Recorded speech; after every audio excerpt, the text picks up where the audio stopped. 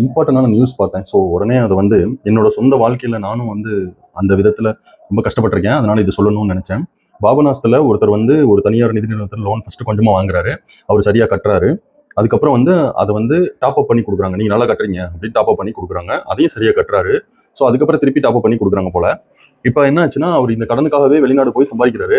ஆனால் அதுக்கப்புறம் வந்து அவரால் ஒரு 16 மாசமா கடன் கட்ட முடியல. மனைவி குழந்தைகள்லாம் இங்கே இருக்காங்க. அவர் அங்கே இருக்காரு. அவருக்கு உடல்நிலை சரியில்லாதனால இப்போ வீட்டை ஜப்தி பண்ண வந்துட்டாங்கன்னு நியூஸ்ல பார்த்தேன். என்ன அப்படின்னா, நம்மளால கட்ட முடியுமா கட்ட முடியாதா அப்படின்னு அவங்களுக்கு தெரியும், கன்ஃபார்ம் தெரியும். சரியா?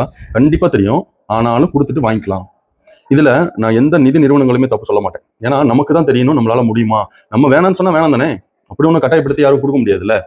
அப்படிங்கிறனால ஆனா மக்களும் பாவம். என்னன்னா ஒரு சூழ்நிலை எதையாச்சும் செஞ்சு மேல வந்துட மாட்டோமா, எதையாச்சும் பண்ணி மேல வந்துட மாட்டோமா, எதையாச்சும் செஞ்சு நல்லா வந்துடாது நம்ம வாழ்க்கை அப்படின்னு நினைக்கிறாங்க. ஆனா வந்து அது தப்பு இல்லை. இருந்தாலும் நம்மளால முடியுமா முடியாதான்னு தெரிஞ்சு இதை வாங்கணும். நானும் இந்த மாதிரி ஒரு இதில் மாட்டி படாத பாடுபட்டு சம்பாதிக்கிற காசெல்லாம் கட்டி பிஸ்னஸ்க்காக வாங்கி போட்டு சம்பாதிக்கிற காசெல்லாம் கட்டி ஆனால் வந்து கொடுக்கும்போது பார்த்தீங்கன்னா கிரெடிட் செக் பண்ணும்போது செக் பண்ணிட்டு நம்மளோட பிஸ்னஸ் லொகேஷன்லாம் பார்ப்பாங்க. நம்ம சின்னதாக ஒரு பிஸ்னஸ் பண்ணிட்டு இருப்போம். ஆனால் இதுக்கெல்லாம் லோன் கொடுக்க முடியாதுங்க அப்படி இப்படின்னு கொடுப்பாங்க, சொல்லுவாங்க. அப்படியே பில்டப் கொடுத்து நம்ம வந்து கொஞ்சம் பார்த்து பண்ணுங்கன்னு சொல்ற அளவுக்கு வச்சிருவாங்க. வச்சுட்டு கொடுப்பாங்க. நம்மளால கட்ட முடியலங்கிற போது டார்ச்சர் மேல டார்ச்சர். அதனால ஒரு தொழிலா இருக்கட்டும், இல்லை வீடு கட்டணும்னு நினைக்கிறதா இருக்கட்டும், இந்த மாதிரி ஒரு டார்ச்சர்ல போய் மாட்டிக்காம மெதுவா வருவோமே, மெதுவா வளருவோமே. யாருக்காகவும் எதையும் செய்ய வேணாமே. யாருக்காச்சும் செஞ்சு காட்டணும் நான் நல்லா வாழ்றேன் அப்படிங்கிறதெல்லாம் அவசியம் இல்லையே.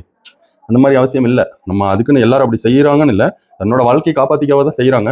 இருந்தாலும் நம்மளால என்ன முடியுமோ, எல்லாருமே முதல் போட்டு பண்ற அளவுக்கு காசு கையில் இல்லை. நம்மளால என்ன முடியுமோ அதை வாங்கி சிறுக சிறுக செய்வோம். அவசரப்பட வேணாம் தான் நான் சொல்றேன். லோன் வாங்குறது தப்பு இல்லை, அதெல்லாம் சொல்லி இந்த மாதிரி மாட்டிக்கிட்டு மன நிம்மதி இழந்து கரெக்டாக நைட் உட்காந்து சாப்பிட்டுட்டு இருப்போம், ஃபோன் பண்ணுவாங்க.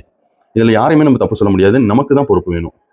ஸோ அந்த குடும்பத்துக்கு வந்து ரிலீஃப் கொடுக்கணும். அவங்களுக்கு கொஞ்சம் டைம் கொடுக்கணும். பேங்க்கு பார்த்து செய்யுங்க. தேங்க்யூ.